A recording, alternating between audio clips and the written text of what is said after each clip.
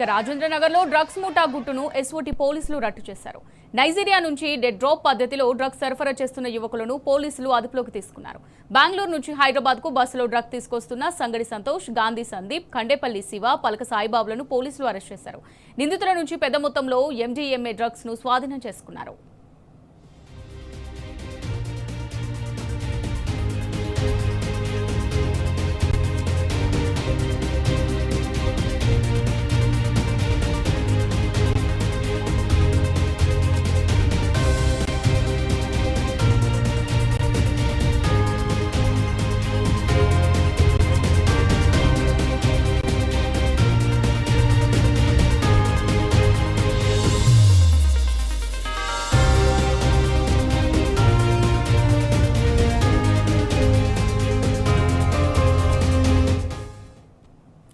రాజేంద్రనగర్లో drugs ముఠా గుట్టును SOT పోలీసులు రట్టు చేశారు.